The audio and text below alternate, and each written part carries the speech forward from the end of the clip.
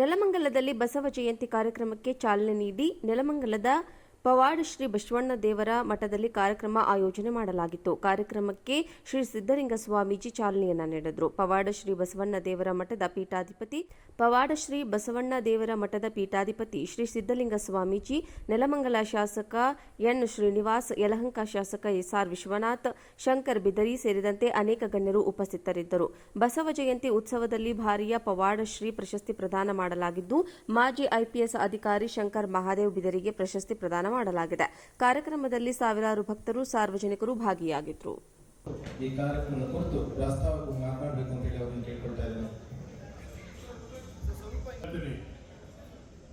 ಬಸವಣ್ಣನನ್ನ ಜಗತ್ತಿಗೆ ತಿಳಿಸಿದ ಮಹಾನುಭಾವರುಗಳು ಯಾರಪ್ಪ ಅಂತಂದ್ರೆ ಜನಪದರು ಅಂತ ಹೇಳಲಿಕ್ಕೆ ನಾನು ಇಷ್ಟಪಡ್ತೀನಿ. ಒಂದು ತಾಯಿ ಬಸವಣ್ಣನ ಹೇಗೆ ಅರ್ಥ ಮಾಡಿಕೊಂಡು ಬಸವಣ್ಣನಿಗೆಲ್ಲ ಹೇಳ್ಕೊಟ್ಟ ಅಂತಹ ಬಸವಣ್ಣನನ್ನ ನಾವು ಬರೀ ಮೂರ್ತಿಯಾಗಿ ಇಟ್ಟುಕೊಳ್ಳೋದು. ಈ ಕಾರ್ಯದಲ್ಲಿ ಭಾಗಿಯಾಗಬೇಕು ಅಂತ ಹೇಳಿ ಮನವಿಯನ್ನು ಮಾಡಿಕೊಳ್ತಾ ಇದ್ದೇನೆ.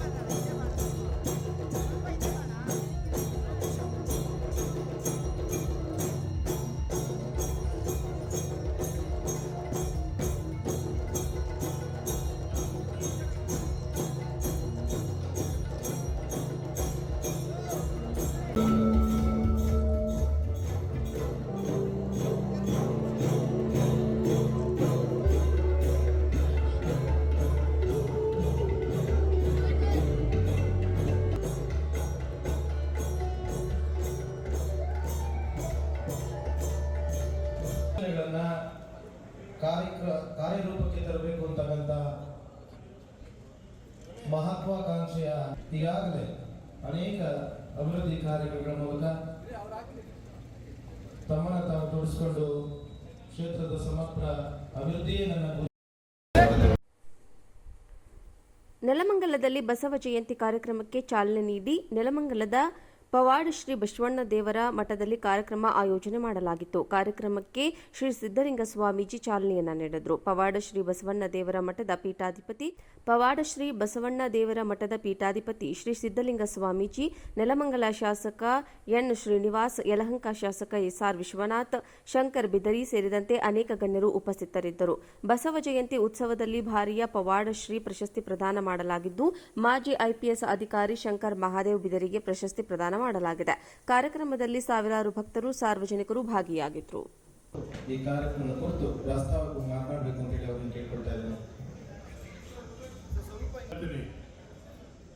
ಬಸವಣ್ಣನನ್ನ ಜಗತ್ತಿಗೆ ತಿಳಿಸಿದ ಮಹಾನುಭಾವರುಗಳು ಯಾರಪ್ಪ ಅಂತಂದ್ರೆ ಜನಪದರು ಅಂತ ಹೇಳಲಿಕ್ಕೆ ನಾನು ಇಷ್ಟಪಡ್ತೀನಿ. ಒಂದು ತಾಯಿ ಬಸವಣ್ಣನ ಹೇಗೆ ಅರ್ಥ ಮಾಡಿಕೊಂಡು ಬಸವಣ್ಣನಿಗೆಲ್ಲ ಹೇಳ್ಕೊಟ್ಟ ಅಂತಹ ಬಸವಣ್ಣನನ್ನ ನಾವು ಬರೀ ಮೂರ್ತಿಯಾಗಿ ಇಟ್ಟುಕೊಳ್ಳೋದು. ಈ ಕಾರ್ಯದಲ್ಲಿ ಭಾಗಿಯಾಗಬೇಕು ಅಂತ ಹೇಳಿ ಮನವಿಯನ್ನು ಮಾಡಿಕೊಳ್ತಾ ಇದ್ದೇನೆ.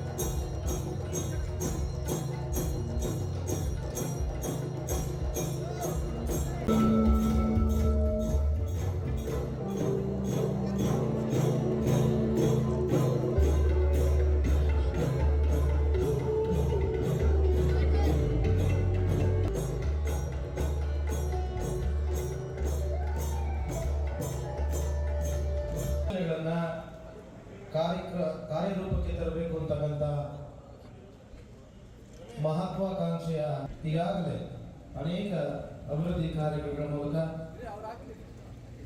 ತಮ್ಮನ್ನ ತಾವು ತೋರಿಸಿಕೊಂಡು ಕ್ಷೇತ್ರದ ಸಮಗ್ರ ಅಭಿವೃದ್ಧಿಯೇ ನನ್ನ